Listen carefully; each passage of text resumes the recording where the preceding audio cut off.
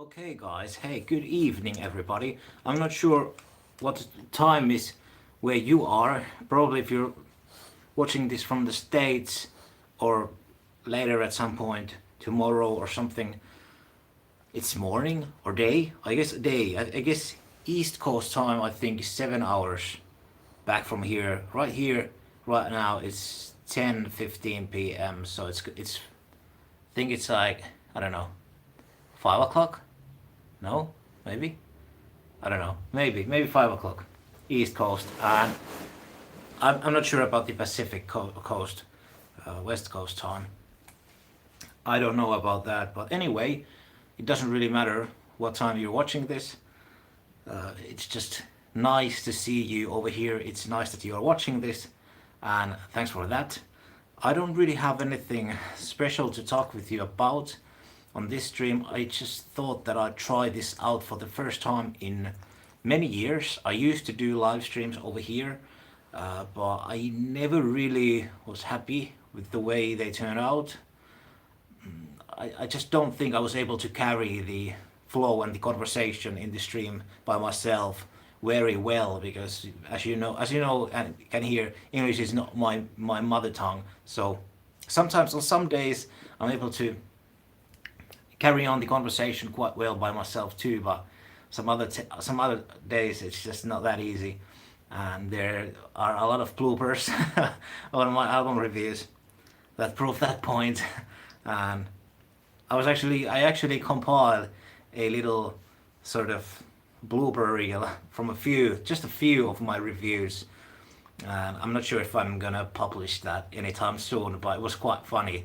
It just kind of gave you that behind the scenes look of how difficult sometimes these things are for me to do, because it's not that simple. I always have to sort of translate everything before I say them as I'm talking, because on some days, as I mentioned, it comes fluently, and some other days it just doesn't happen.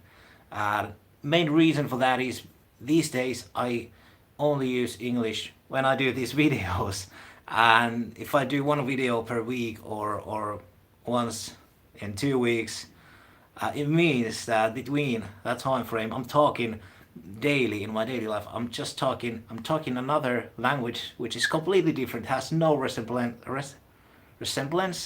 to English, and then I turn on the camera on a Friday or Thursday or Saturday, and I start to talk about the Beach Boys or something, and I'm like, yeah, here we go. And on some days it goes very fluently, and some other days it just doesn't happen. And yeah, but this was the last album that I actually reviewed on this channel. If you haven't seen the review, check it out. I still have these lying around on the floor over here because I haven't got the time to put them back to where they belong, which is actually this section over here. But I'm gonna do that very soon. My dog Hugo is right over here. I'm not sure if you can see him. Now you can. Okay, he's right over here. Say hello to our international fans. But anyway, I asked in the community tab on this channel maybe a week ago or something like that if you'd be interested in seeing a live stream over here. Some of you said, yeah, that would be cool, and some of you said that no, I'm not interested. But I remembered anyway that I got a few comments some time ago asking for a live stream, and the main issue that I have with this thing is that the most of the people who watch my videos are from the other side of our little planet, and that means that the scheduling is kind of tricky, to pull off these streams in a time when you would be able to enjoy these as well live. So that's sort of tricky.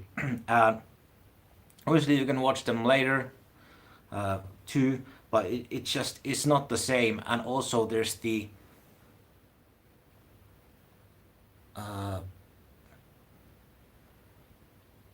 fact that YouTube does not like to share and show you the videos and streams that don't get a lot of interactions. And with streams, it's super important that when you start off a stream, it's still a bit low.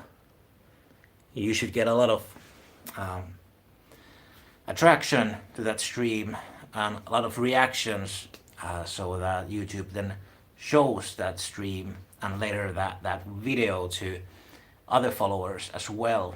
So that's always the tricky part, the scheduling, and that's one of the main reasons why I haven't done one of these in many years.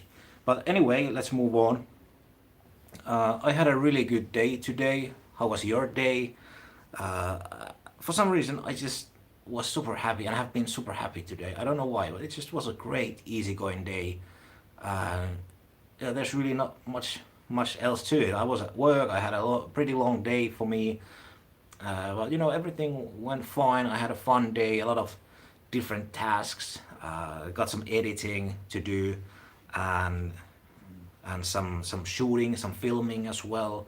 And then I got home, fed my dog, took my took my dog for a little walk, took a shower, and then I continued one other editing project back here at my home workstation, which is a different thing, but kind of work related too, because it's sort of my own little work project. But anyway, so a lot of stuff to do, and you know, it's just been fun day to sort of do these little tasks. And I have a few LED panels over here. I'm trying to charge them simultaneously. I only have a one cable, so you know, so that you can see my face. But yeah, I also have a hot drink over here, uh, hot chocolate, to be soon. It's not yet. It's right now only hot water. There's actually in the mug you can see. Hey Hugo, watch out a little bit. It's hot. The stuff is hot. You can see our other dogs. The English Bulldog passed away a year ago. She was 12 years old almost. And the pug, Lulu the pug, you can see both of them on my older videos. Hey, watch out. Lulu the pug is almost 14 years old right now, and she's still very healthy. So yeah, that's great. And Hugo the French bulldog over here is 6 years old. But okay, let's actually do the hot chocolate right now. I have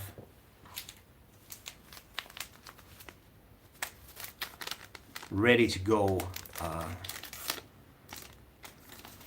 drink mixture thing. You know, I only need to do this. This is a very delicate operation.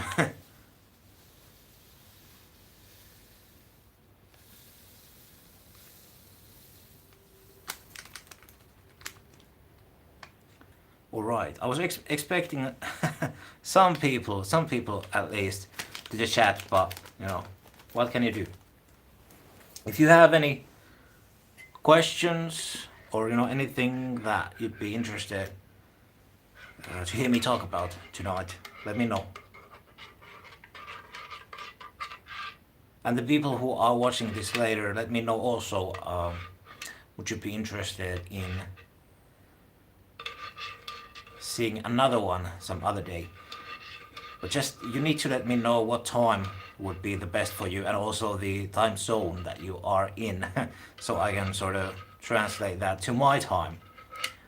You know, if you know what I mean. But anyway, this is too hot for me right now, but it's otherwise ready to drink. But I'm gonna wait for a minute or two. And let's discuss about actually these. These are my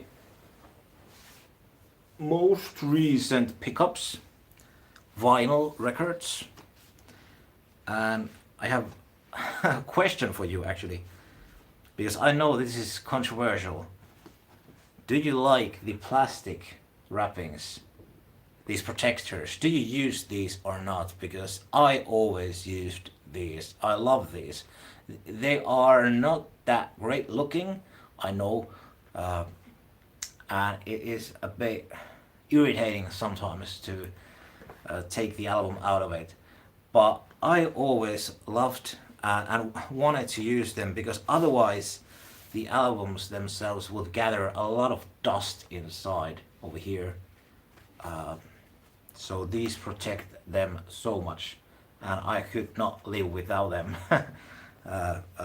They work really fine because I got some albums that I bought, I don't know, like almost 15 years ago, that were put out in the like 80s or late 70s, and they were so beat up already in the year of like, I don't know, 2010 or something. So like, 30-year-old records.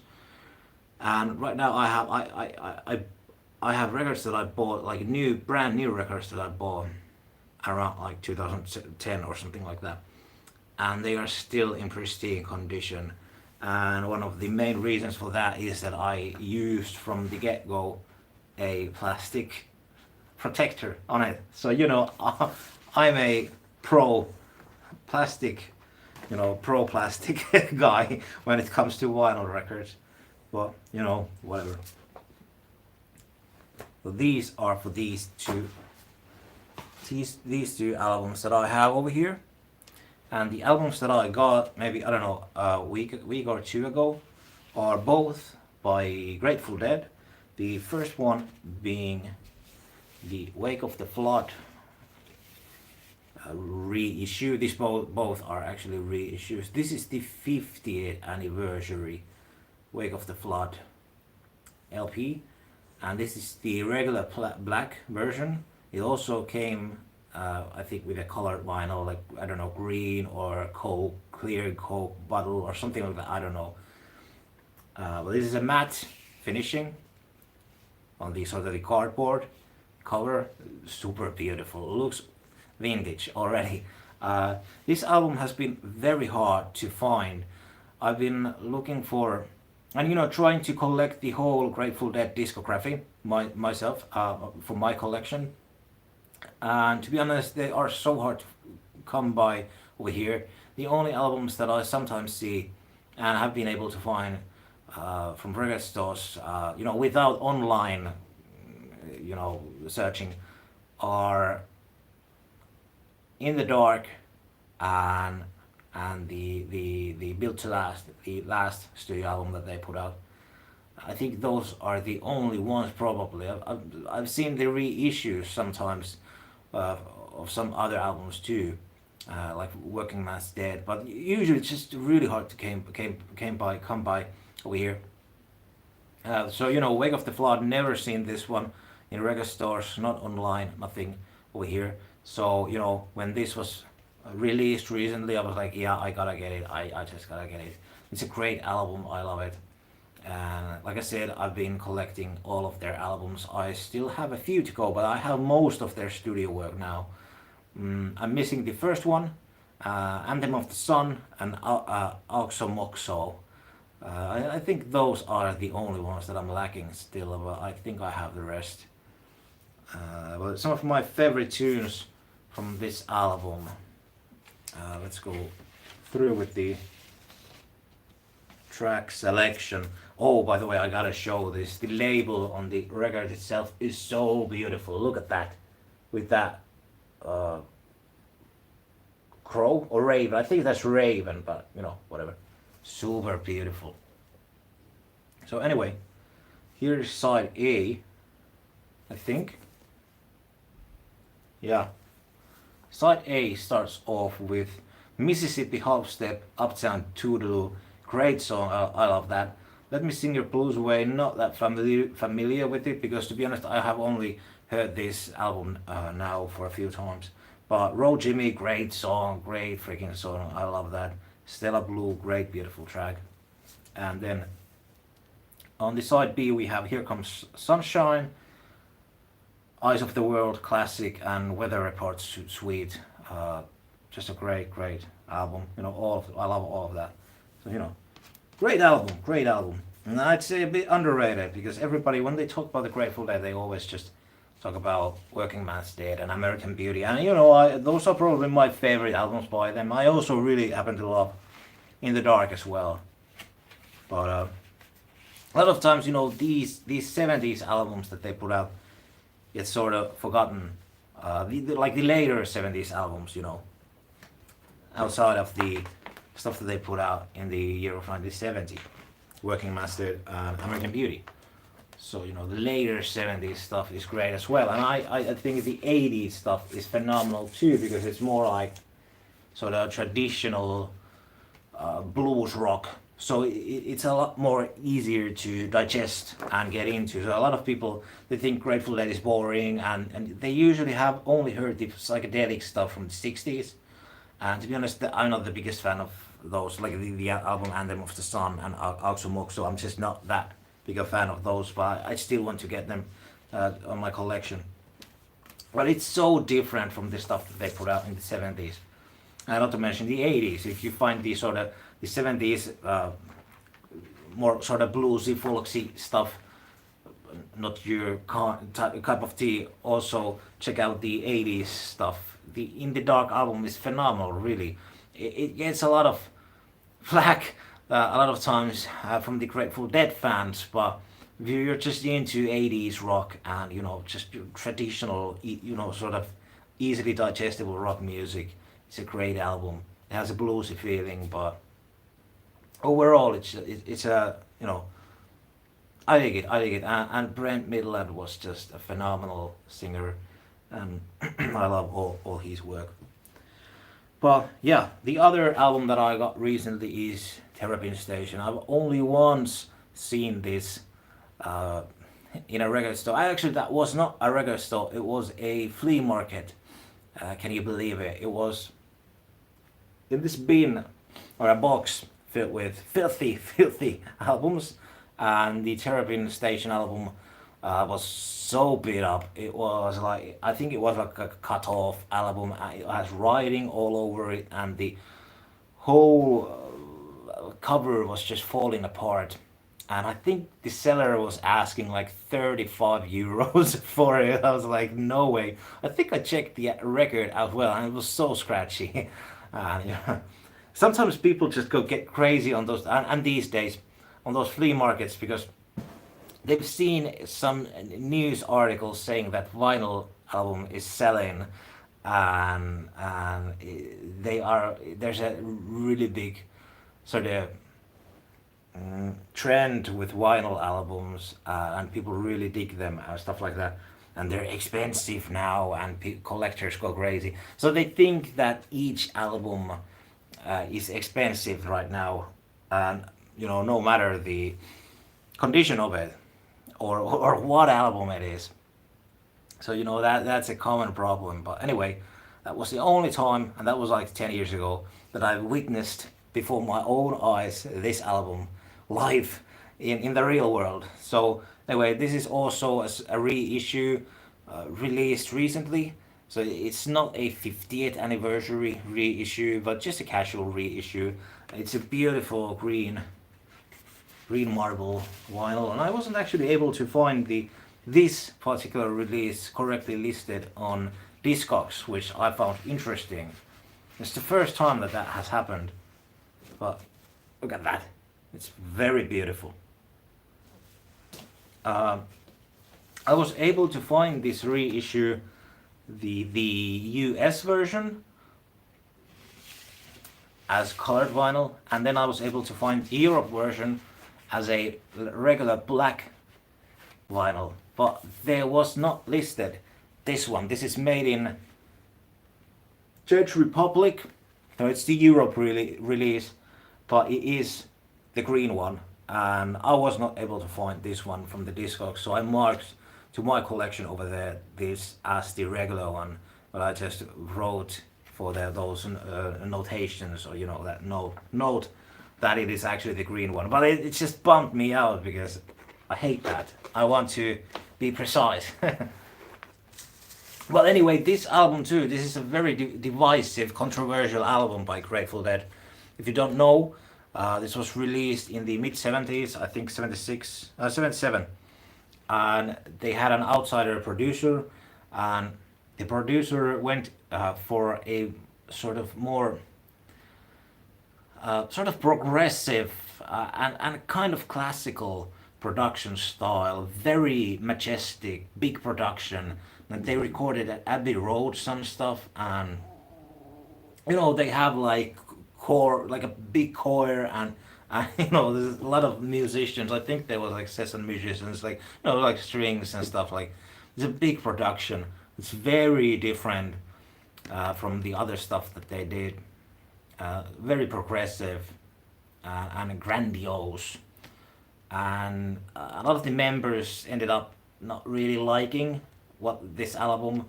A lot of the fans either they just didn't like it that much. But personally, I think it's a phenomenal album from start to finish, and especially the full Therapy Station track is it's a like, sort of like a lost classic. It should be considered up there with great rock songs, like those epic songs like Stairway to Heaven or Bohemian Rhapsody. It should be considered one of those, but nobody really knows it. It's so sad. The title track is so freaking great. I love that. So yeah, I remember hearing that the first time and being like, how have I not ever heard this anywhere? How have I not ever like heard anybody talking about this? Why isn't this played on the rock stations? What's happening? This is so great. This is so epic. Well, I don't know. It's weird. But it's a great album. You got Estimated Prophet, sort of Beach Boys. It has that sort of California sound. California. It sort of has a sort of Beach Boys vibe. It's super cool. Samson and Delilah, great song. Passenger, not really familiar with that one that well. I cannot hum it right now in my head, but I'm a bit tired. But I remember that it's a great song anyway. Dancing in the Streets, obviously, it's fun tune always. And Sunrise is sung by Donna. Donna Gottschalk. I'm not sure. I'm butchering the pronunciation right now, but I always loved her voice. I think she's a great singer, even though she's sort of the Yoko Ono sound on the Grateful Dead albums for some people, and not in a positive way. Well, personally, I think she's voice adds a lot to songs like Magnolia and stuff like. I don't know. I think she had a great voice, and the whole side too is just the Therapy Station track. It's like 16 minutes long. It's so epic. You gotta hear that. If you haven't heard that, you gotta listen to that after this live stream. Well, yeah, these are. I actually don't buy that much of vinyl albums, as you can see behind me. These are all that I got. I think it's like 370 items, I think, and that's it. I don't buy them that often, and two reasons. I don't really want to. When I started collecting a vinyl about 10, I don't know, 10, 15 years ago, I was a lot more trigger friendly, trigger trigger happy with the buying stuff. I was like, yeah, that cover looks cool. I'm gonna buy that. And the reason was, first of all, vinyl albums were not that expensive. Hey, you go. They weren't that expensive back then, and they were more expensive back then than compared to, I don't know, early 2000s, for example, for sure, because that trend had already blossomed around 2010 with the hipster crowds, which probably I belong to as well. I don't know, but so they weren't that expensive. New vinyls you could buy for 20 euros, 20 bucks. Now they go for 30, 35. It's a regular price right now. 30 to 35, 30, even 40 euros for a new release, which is it's so sad. That really makes it hard for me to buy stuff anymore because they're so expensive.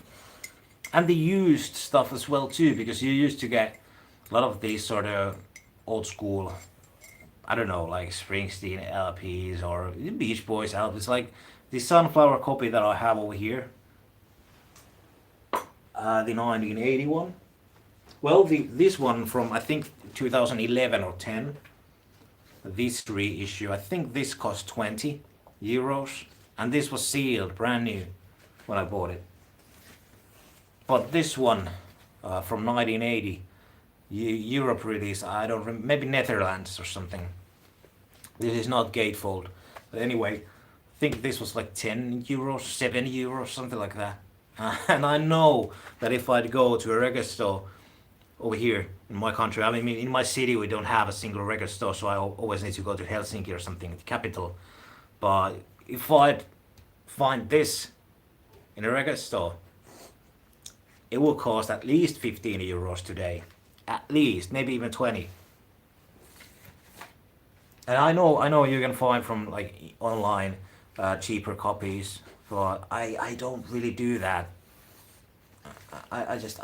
I've had bad experiences with online shopping when it comes to albums, and also it just takes away from that excitement, I feel, because it's so easy to find anything that you want to get from online. You can just Google it and you'll find it and you can buy it and it comes right to your door, and it just takes away from the excitement and that, you know, that hunt, because the hunt is so cool, especially when you live in a freaking, you know, countryside where I live, where, you know, I literally have to go to another country to buy albums. Probably like, I don't know, 1/3 of these that you see behind me I've bought from, I don't know, UK mostly. Some albums from, well, last year I bought from Rome, some Morricone albums, for example, and you know, something else as well. But probably really like 1/3 comes from my trips to UK, like London, basically. The collection just is so much better there.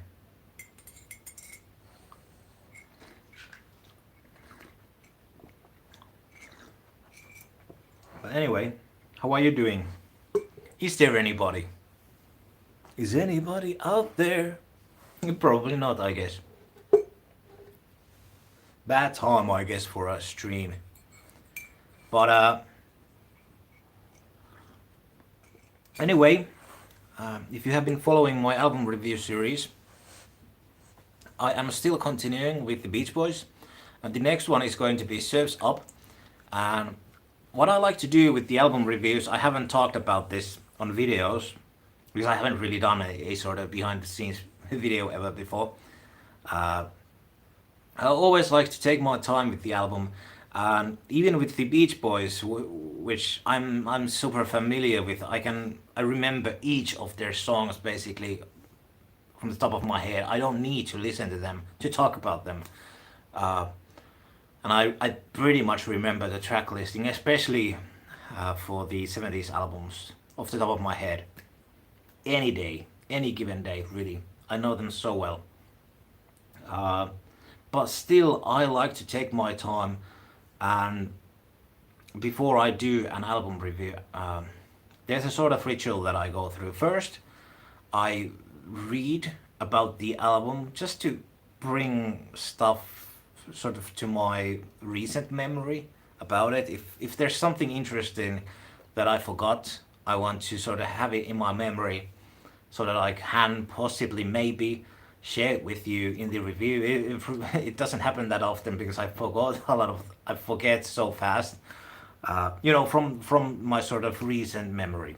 You know, the things stay in the back of my mind somewhere. But it's a different thing to talk about them than to think about those things.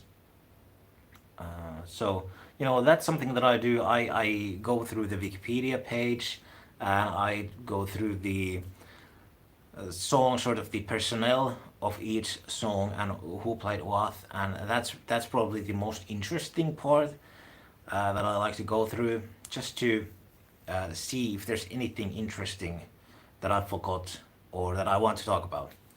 Then I have my books, and I like to sort of go through of those too. Sometimes, not always, but sometimes, and see if there's anything interesting about the album that I'm going to talk about. and basically then I start to listen to the album, and I listen to the album, I don't know, a week or 2 weeks. It depends. Sometimes maybe just a day or two, but usually at least for a week I try to listen to that particular album when I'm driving, when I'm doing homework over here, something, I don't know, dishes or something, cleaning up or vacuuming.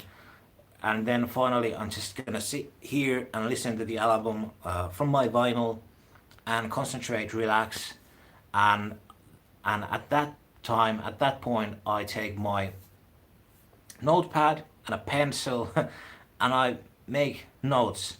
Literally, I do like post-it notes, and I might have like 10 of those, and I try to write as little letters as I can so I can cram a lot of things into one post-it note. But I try to keep those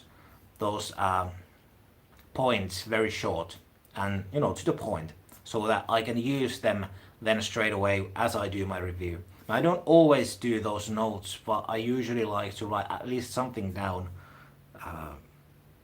because I've seen that so many times happening, and we witnessed it happening with me so many times, that I think about things that I want to discuss and share with you in the review beforehand, and I mean like minute before I turn on the camera, and I have them clear on my head.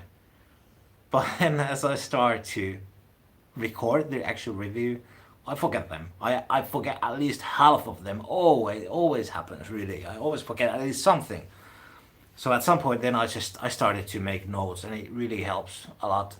Even though I don't like the way that then I have to look those notes and read those notes as I do the video. That's the part I don't like. But you're just gonna have to live with that. It is what it is, really.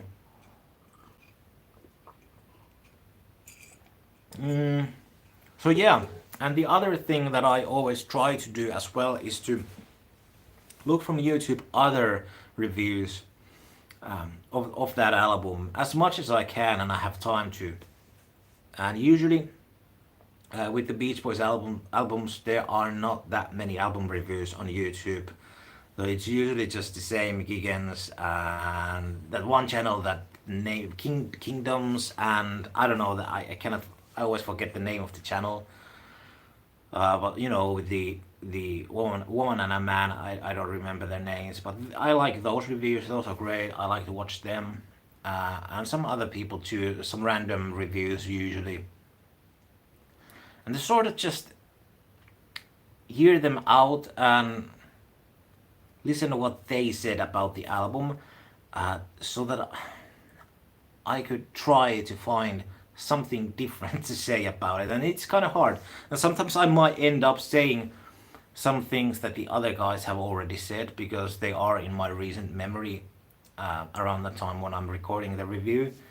But I like to hear what other people have said about it. And I've really read so much about written reviews, of each Beach Boys album, already. So I rarely really dive into the written review part, the section, that stuff, because there are so much of that out there.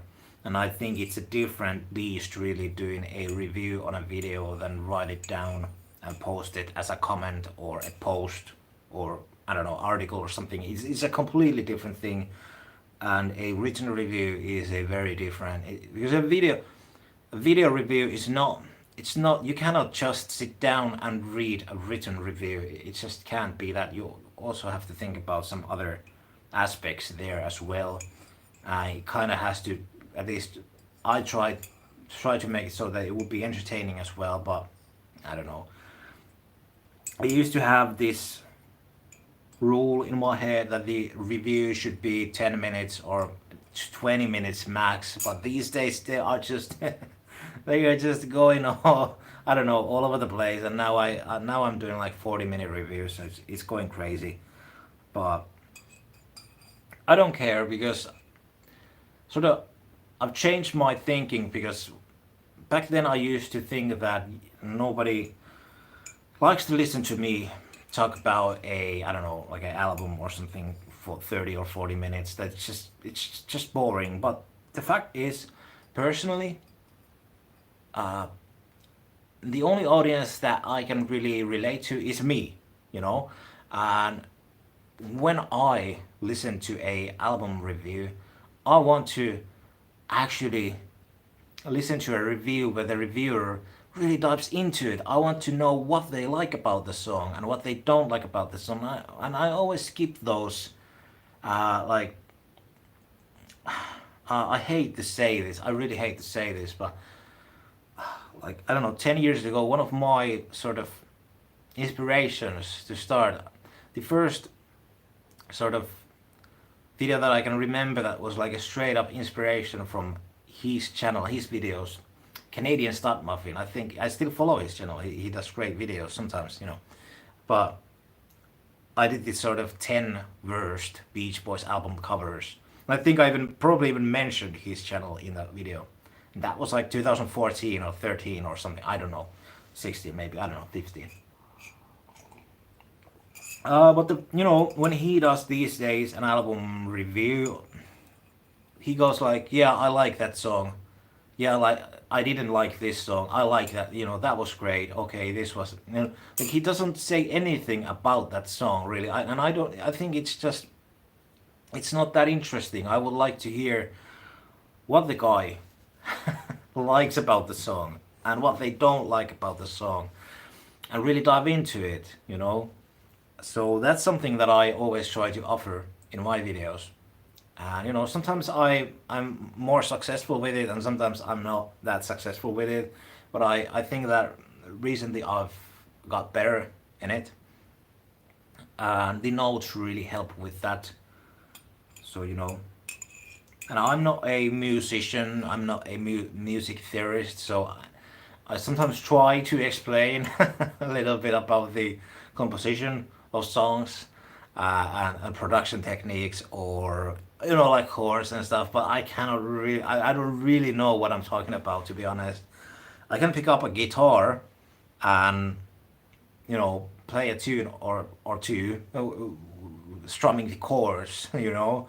But I don't really know what I'm doing, and I don't really know about scales and compositions and stuff like that, like you know, modulations and stuff. I don't really, I don't really know, but I can read those things, and kind of study them, and you know, repeat what I've learned. But but it's a different thing, you know. It's a different thing altogether than to actually hear those by yourself without anybody else explaining them to you first. So you know, if you know what I mean.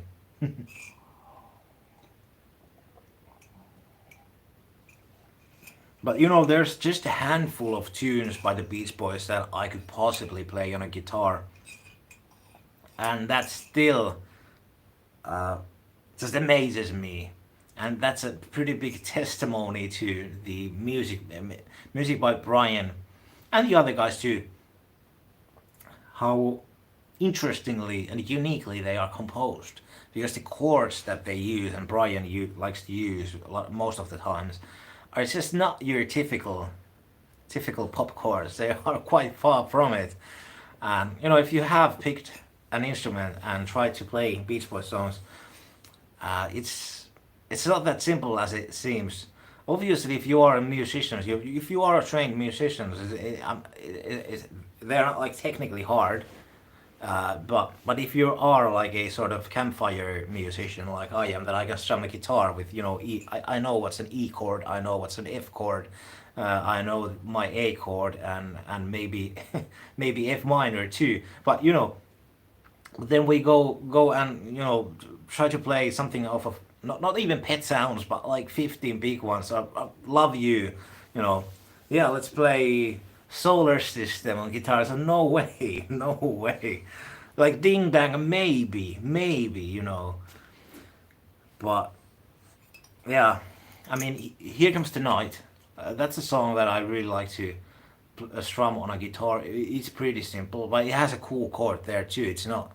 It's almost like your typical sort of 4 chord blues rock, you know, R&B thing. Then there's that one chord, which kind of makes it a little bit different. But That's a pretty simple song. Do It Again is a pretty simple song. I don't know, Surfing Safari maybe, you know. Some of the early songs. But yeah, like pretty much when we go from like Surf a Girl, it starts to really go out there, and not that simple anymore. And there are songs here and there that where Brian uh, purposefully went for a simple production, and in like composition wise, like Here Comes the Night, for example, and some other songs off of What Ani too. But then again, like Friends, the title track, Busy Doing Nothing, like no way you're gonna just pick up a guitar and if you are a casual campfire strummer, you're not gonna be able to play them properly. Just not gonna happen. Not to mention something like, I don't know, like even That's What Got Me the Radio, like title track, or some other tunes off of that album. Mike wasn't kidding. If you have seen that interview from 2012, where I think it's from Sweden, he explains that, yeah, when we started off, we only used 3 chords, and now 50 years later, our recent single. Oh, thanks, Hugo. Our most recent single, 50 years later, kept adding chords, and now we have 67 chords in That's What Got Me the Radio. It's it's a great little scene. You can find that on YouTube, and I think Al is like, yeah, that's true. And laughs off. It's great. But really, it's like, come on, it's ridiculous sometimes. But yeah.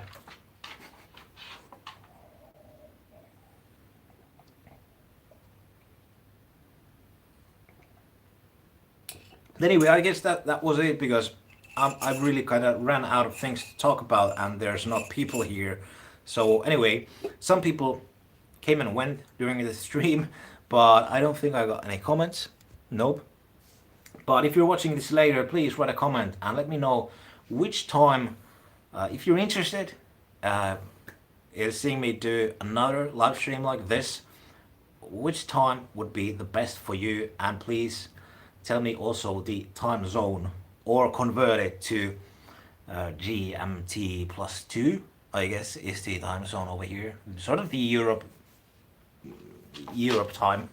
So I don't know, I can do this another time, but the thing is, when I do my videos, I prefer to have my house, my home, empty. And right now, what made me do this stream tonight was that my girlfriend is out of town for a few days, and she's not out of town that often. But anyway, I have my whole apartment by myself, and it's just so much easier to I don't know, talk ramble English.